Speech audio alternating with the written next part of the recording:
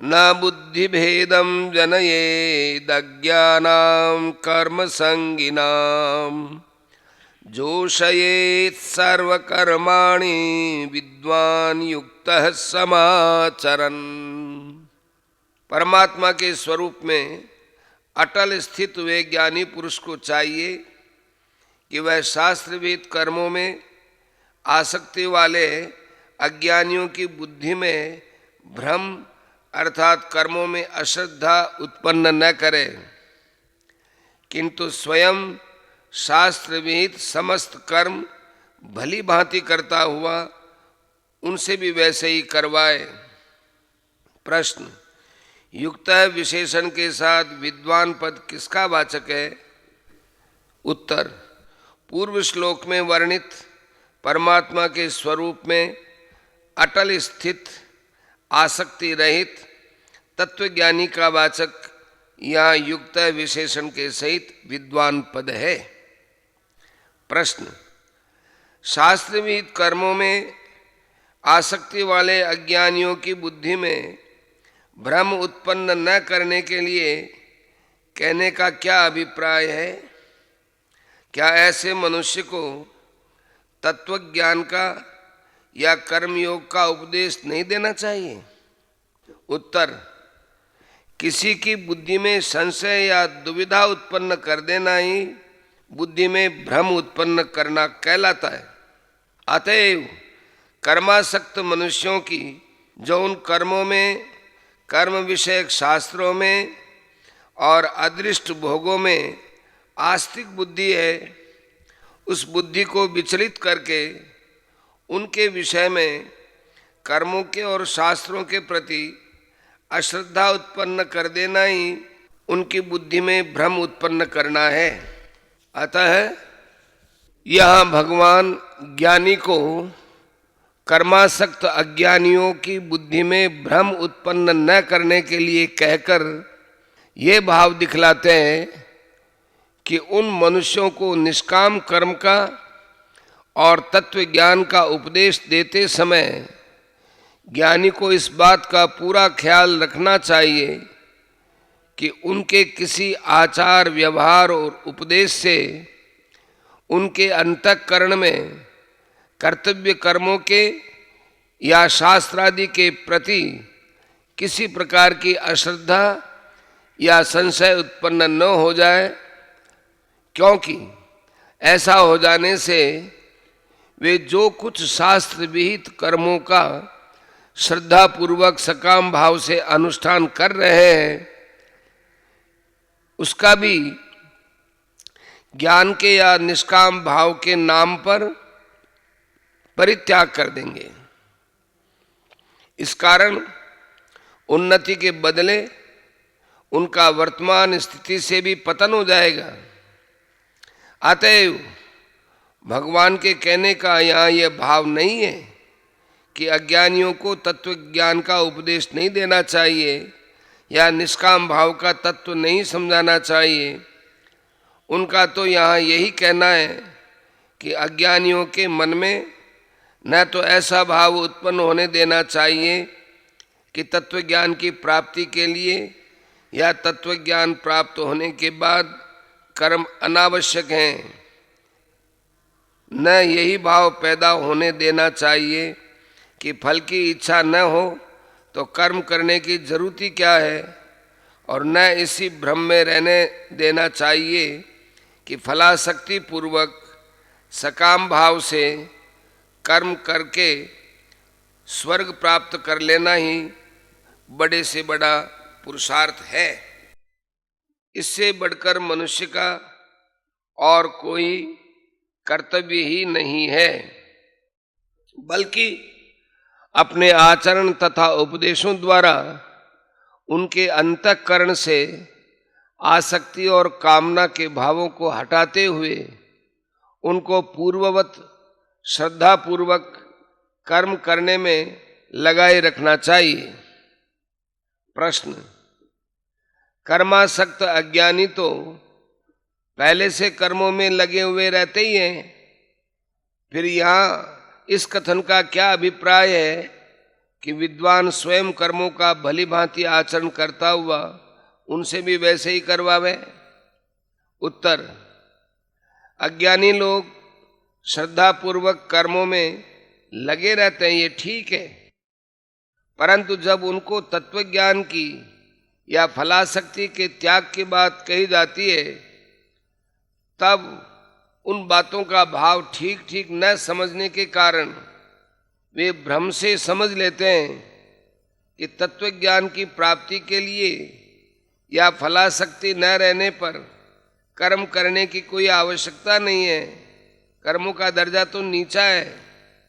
इस कारण कर्मों के त्याग में उनकी रुचि बढ़ने लगती है और अंत में वे मोहवश विहित कर्मों का त्याग करके आलस्य और प्रमाद के वश हो जाते हैं।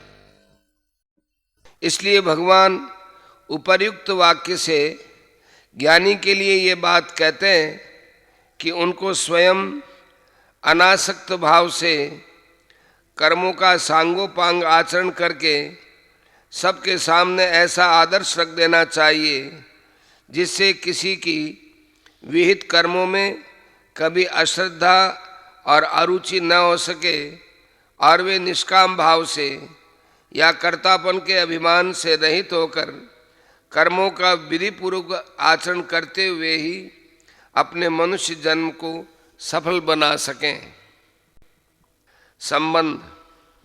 इस प्रकार दो श्लोकों में ज्ञानी के लिए लोक संग्रह को लक्ष्य में रखते हुए शास्त्र विहित कर्म करने की प्रेरणा करके अब दो श्लोकों में कर्मासक्त जन समुदाय की अपेक्षा सांख्य योगी की विलक्षणता का प्रतिपादन करते हैं।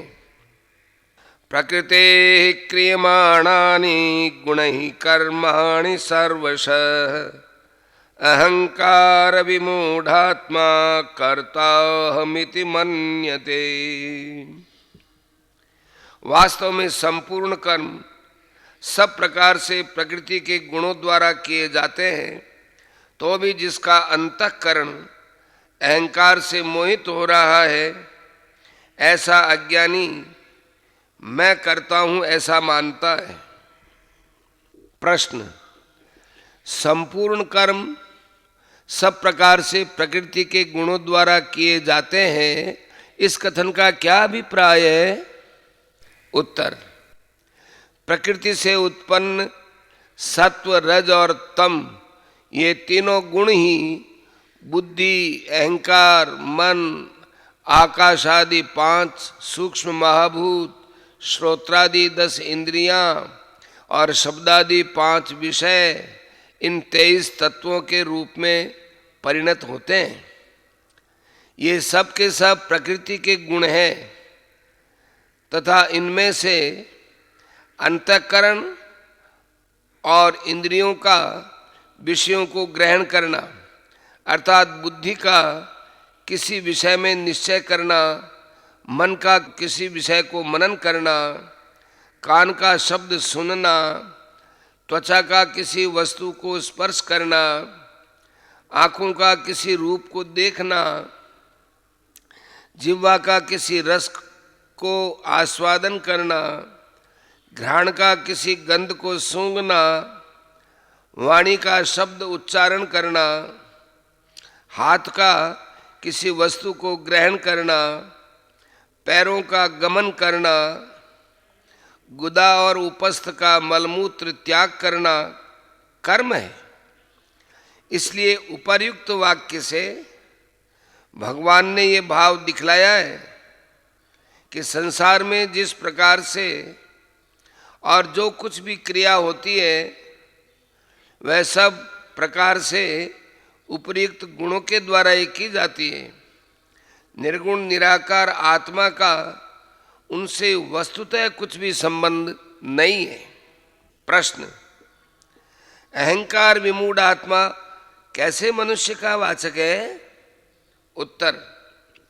प्रकृति के कार्य रूप उपर्युक्त बुद्धि, अहंकार, मन, महाभूत, इंद्रियां और विषय, इन 23 तत्वों के संघात रूप शरीर में जो अहंता उसमें जो दृढ़ आत्मभाव है उसका नाम अहंकार है।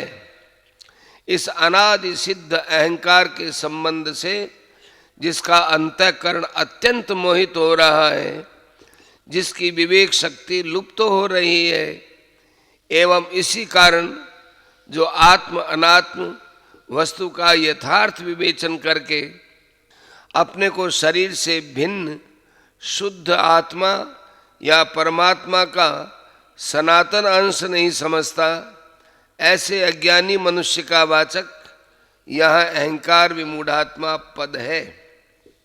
इसलिए ध्यान रहे कि आसक्ति रहित विवेकशील कर्मयोग का साधन करने वाले साधक का वाचक अहंकार विमूढ़ात्मा पद नहीं है, क्योंकि उसका अंतःकरण अहंकार से मोहित नहीं है, बल्कि वह तो अहंकार का नाश करने में लगा हुआ है। प्रश्न: उपर्युक्त अज्ञानी मनुष्य मैं करता हूं ऐसा मान लेता है, इस कथन का क्या भाव है?